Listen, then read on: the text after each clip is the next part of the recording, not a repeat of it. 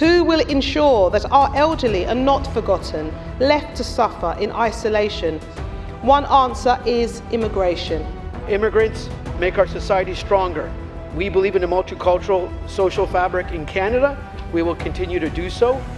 Immigrants can enrich societies culturally and socially. This is nothing more than a calculated population change that is your real goal. But we will never accept this. Europe belongs to the Europeans. Szeretettel köszöntök mindenkit ismét innen Strasbourgból, az Európa Tanács parlamenti közgyűlésének épületéből, és megint egy olyan parázsvita várható, ami ráadásul az európaiak jövőjéről szól, hiszen a migrációt, a bevándorlást megoldásként kínálja a mostani határozati javaslat Európa előregedésére, az európai lakosság fogyatkozására, és ami különösen érdekes lesz, majd figyeljék csak meg ezt a vitát, hogy olyanokkal kell vitatkoznom, akik valójában nem is európaiak, de legalábbis nem is az Európai Unió tagországaiban élnek, miközben a migráció kérdése mégiscsak leginkább Európában, az európai kontinensen is az Európai Unió tagállamait érinti. Tartsanak velünk, és most pedig következzen akkor a vita.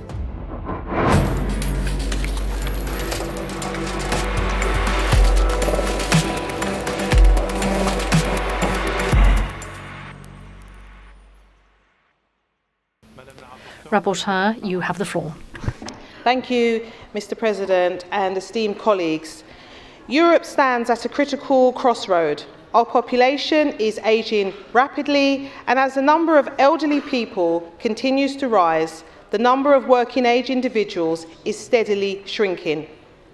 This demographic shift is placing tremendous strain on our health and social care systems, businesses, families, and public finances. Imagine for a moment an elderly person, once independent, active and self-sufficient, now facing the challenges of ageing. Their body is no longer as strong as it once was. They struggle with simple tasks like dressing or preparing a meal. They may be dealing with cognitive decline, struggling to remember things that once came easily. The emotional toll of this condition can be just as heavy as the physical one. Loneliness, isolation, and a sense of dependence can consume them. Now picture a care worker, a migrant, perhaps from a country far away, who arrives to help. This worker doesn't just assist with the daily tasks, they bring something even more important: compassion, connection, and a sense of dignity. They listen, they engage, and they provide comfort in moments of fear and sadness. They help the elderly feel human again, connected to the world around them. But here's the critical question: who will provide this care as our population continues to age? Who will ensure that our elderly are not forgotten, left to suffer in isolation? One answer is immigration. This resolution calls for member states to act, guided by the principles of Resolution 2502, on the integration of migrants and refugees, benefits for all parties involved. I'm calling on, as the report and the resolution is calling on, for all states to establish a new social contract defining the rights and responsibilities of all parties involved in the integration process. Implement mentoring programs and integration guides to help newcomers navigate their new lives. Provide nationwide interpretation services to bridge communication gaps. Expand educational opportunities, including language classes and training on human rights and democratic citizenship. Improving the recognition of foreign skills to ensure that migrants can continue and contribute their full potential. To meet the challenges of an ageing population, we must embrace immigration.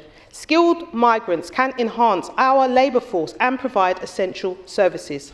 I urge you to support this draft resolution. It's not just a set of policies, it's a chance to change lives. By embracing immigration, we can ensure that our elderly are cared for with the dignity they deserve and that our migrant communities are given the opportunities they need to thrive. Together, we can build a future that benefits us all. Thank you. This support is very important for the future of Europe because immigration is one of the biggest defining challenges and opportunities of our time.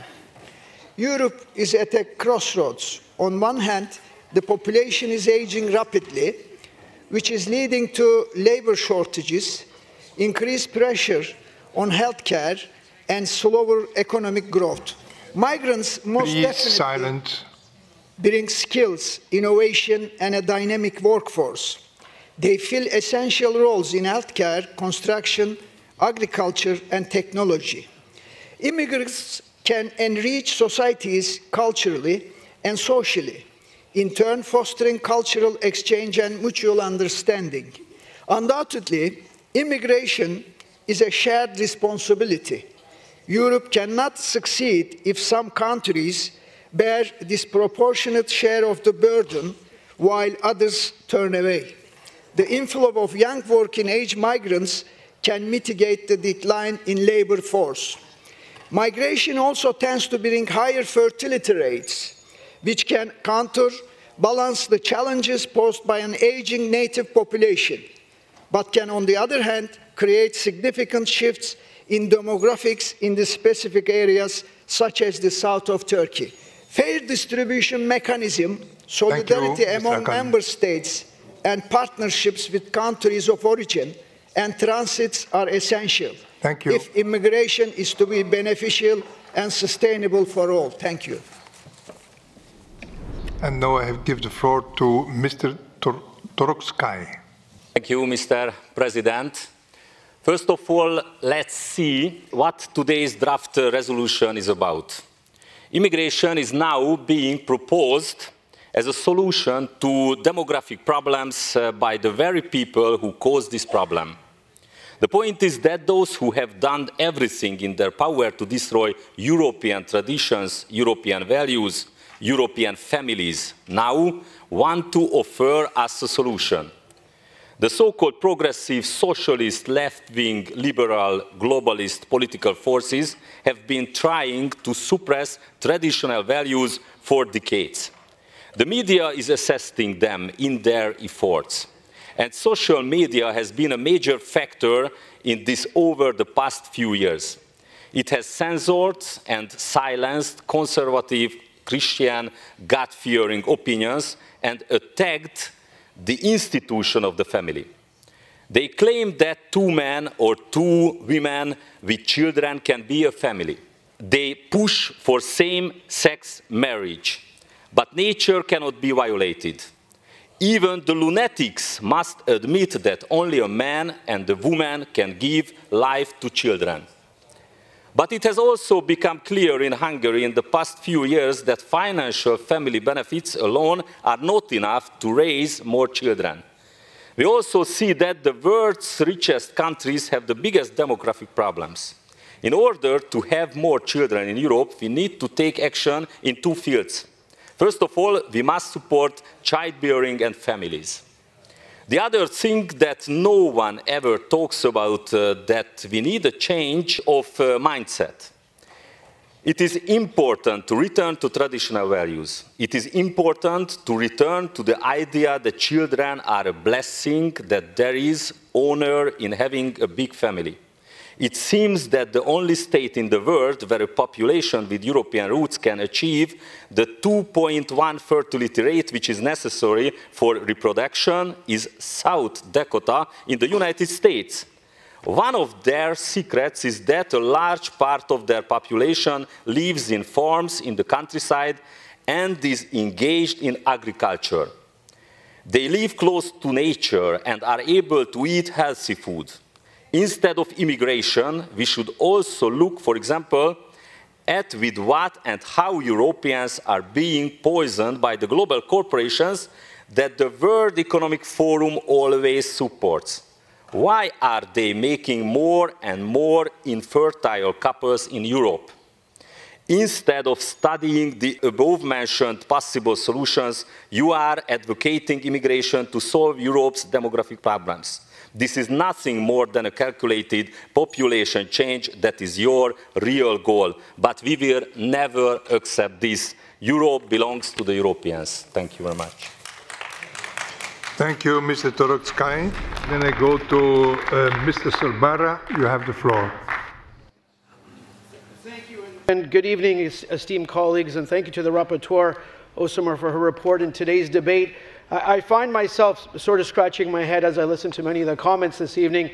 I come from a city of 350,000 people where 113 languages are spoken within that city. I come from a country where I am the son of Italian immigrants who immigrated to Canada, and many of the folks here in Canada, we have diaspora communities from probably every country that is here, from fleeing Hungarian refugees in, I think, in the 1950s and 60s, to economic immigrants from Portugal, France, Italy, Croatia. Every country is represented in our country. We are a beacon of hope, and we are a multicultural society that have done things quite well.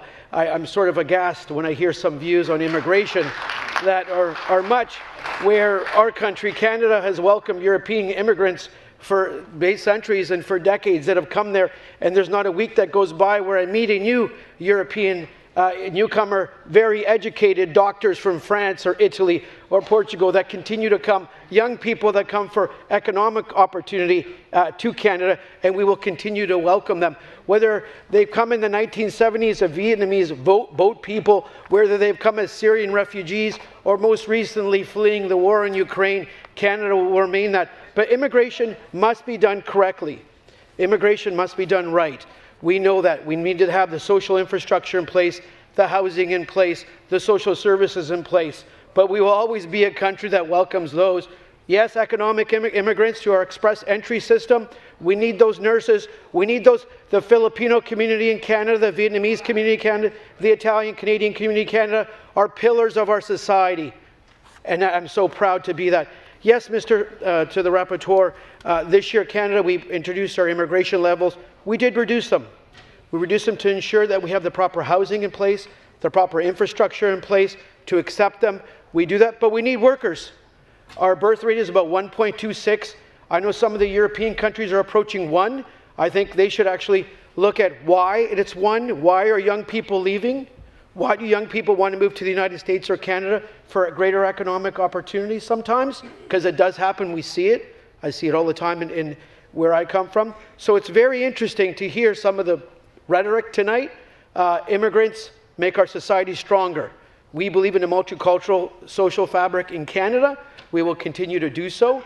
I think it definitely does have to be a controlled system. We are lucky we live an ocean away in many ways. At the same time, for decades and generations, we have welcomed newcomers from around the world, including from the continent of Europe. Thank you very much.